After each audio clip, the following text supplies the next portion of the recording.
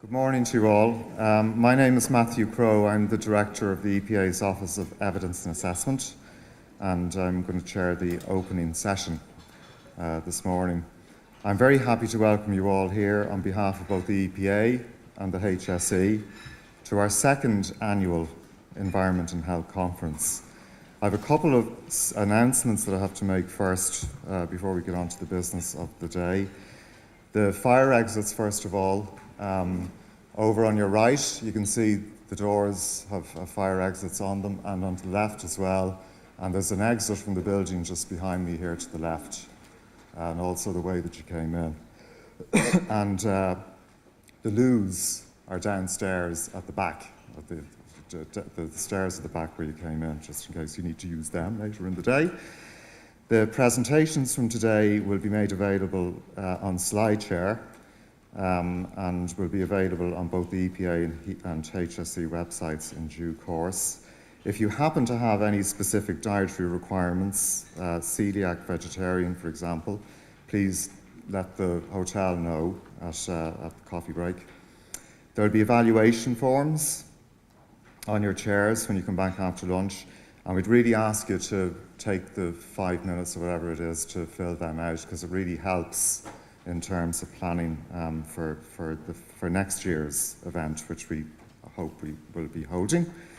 And at the end of the day, your name badges, if you please wouldn't mind returning them to the box provided in the foyer where you checked in this morning. There's a Twitter feed in operation for today, and the hashtag is #HealthEnv, E-N-V, conf. C-O-N-F. So if you feel like doing a bit of twittering, that's the hashtag. And finally, just on the announcements bit, the EPA and the HSE is doing a collaborative research project at the moment to develop a roadmap for environment and health research, and the Circuit Group have been commissioned to do this work. We'll be doing a survey. There'll be a lot of survey work done in the course of this work. And after the conference, you will all receive an email with a link to the survey. And again, I'd ask you to take the few minutes to fill out the survey. There's a lot of combined brain power in this room in the environment and health area, and your feedback in particular for this project is going to be very valuable. So when you get that email, try not to just delete it as soon as you get it, but open it and complete the survey. It won't take you very long to do it.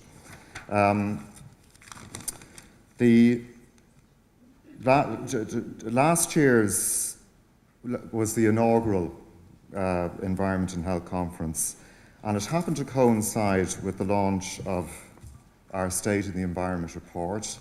This is my very well thumbed copy of the State of the Environment report from last November. And one of the key messages that we had in that report was the importance of a clean, healthy and well-protected environment to our health and well-being. Now, since then, this message has resonated with many people and organisations that we engage with. And the reason we think it resonates is pretty simple. People just get it. They understand the link between their health and well-being and clean air, clean water, well-protected countryside, beautiful places to go for a walk, all these things, quiet places. It just makes sense to people.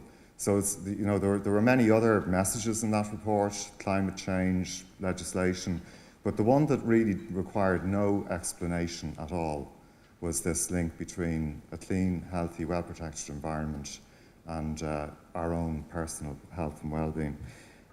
So that's kind of the whole point of this conference now as well, that we're trying to dig into this. So today's theme is about engaging with citizens and communities in environmental health and well-being programmes, and to share and discuss practice and innovation in this area. Now, I want to just say some thank yous to people at this point as well.